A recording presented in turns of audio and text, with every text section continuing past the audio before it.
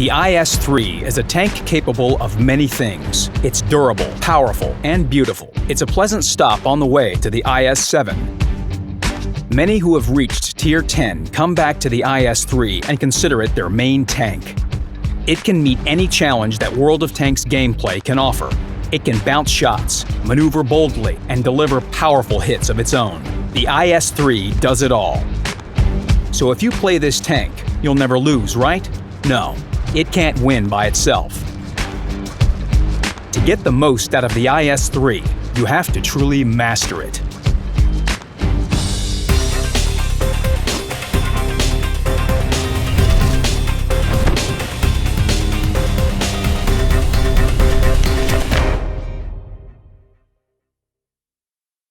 The first limitation you'll notice is the view range.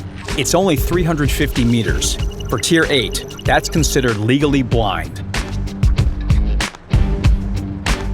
German, American, French, Chinese, British, and Japanese vehicles can shoot at the IS-3 and get away with it, but that doesn't mean that you should mount coated optics. Learn to fight a different way. If you're brawling, who cares about view range? And the IS-3 can close in on its target rapidly. It's got 14 horsepower per ton and a maximum speed of 38 kilometers per hour. The IS-3 accelerates so fast that even some medium tanks start looking around nervously. And some will even end up eating dust behind its tracks. Of course, it can't fly like a French heavy tank, but this isn't a racing game. When the French tank speeds off, it's usually to look for a covered spot it can shoot from without getting its thin armor dirty. Shade and sea view are highly preferable. When the IS-3 drives, it's heading right into the thick of the action, and it likes to get dirty. This tank has decent speed, and it needs it, to carry its gun as close to the enemy as possible. The IS-3 has trouble fighting from distance, and not just because of its low view range. You can blame it on Soviet tradition. The IS-3 has an aiming circle as big as the Russian soul. It gets even wider when you accelerate. And the IS-3's aim time is so long that the AMX 5100 can shoot twice while that reticle is shrinking. Accuracy is below average amongst Tier 8 heavy tanks. But all this isn't as bad as it sounds. First, the enhanced laying drive, gun rammer, and vertical stabilizer compensate for the drawbacks a bit. Secondly, you forget about these problems in close quarters combat, and there are compensations: great armor penetration and alpha damage. The IS-3's top gun can penetrate 225 millimeters of armor with an AP shell. The strongest Tier 8 heavies start wiggling their hulls and turrets in fear when they see those numbers. Even Tier 10 vehicles better be careful in front of the IS-3. Its APCR shells can penetrate 265 millimeters of armor. This means it can penetrate the E-100's front, the T-57 Heavy's front, the FV-215B's front, and the 113's front. Who's next? In theory, you can cause almost 500 damage per shot. This doesn't depend on you, of course, but you'll almost always knock 400 hit points off the target. And if the target has paper-thin armor, the IS-3's HE shell can absolutely knock the stuffing out of it. A salvo from 3 IS-3 guns can cause almost 2,000 damage. This is what happens to those who let the blind IS-3 get close. The IS-3 is most at home in an urban environment. It feels safe in these confined spaces. Remember that, in addition to the gun of mass destruction, the tank also has some serious weak spots in its armor. When face-hugging or fighting through windows, when only the turret can be seen, enemies will aim at the turret roof if possible. The top armor is very thin.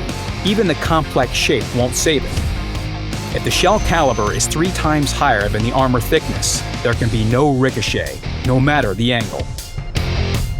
But that spot isn't easy to hit.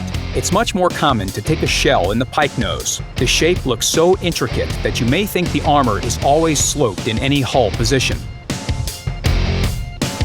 In reality, if you roll around a corner with your nose first, you are very vulnerable. There's the other way of soaking up damage in the IS-3, side scraping. The sides hide the titanium belts and the portable black hole generators. Enemy shells vanish. There are several strongest things in Tier 8, the layered front of the Super Pershing, the T-32's gun mantlet, and the IS-3's sides. And the ISU-152 is the destroyer of the strongest Tier 8 things. Let's see who wins.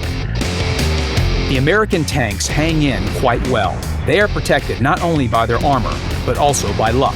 Eventually, the shell will find a soft spot. The IS-3 hasn't been penetrated so far either. Let's speed up the process.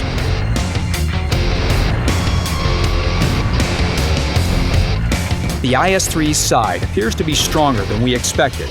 That's okay, we'll wait. It's time to use the most powerful thing in the game.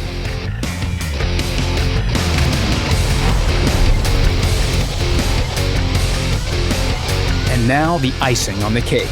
Although the IS-3 can't be penetrated in that kind of hull position, it can't respond. This move is called reverse side-scraping. The front-mounted turret becomes an advantage. While the enemy blasts away ineffectively, you can coolly take aim. This way, the IS-3 becomes both a shield and a sword. It strikes its enemy without taking damage. The IS-3 is effective on any map. It has speed, armor, and high damage, and everything works together. Some call it the most versatile tank in the game, and that's why it's so popular in random battles, in esports, and on the global map.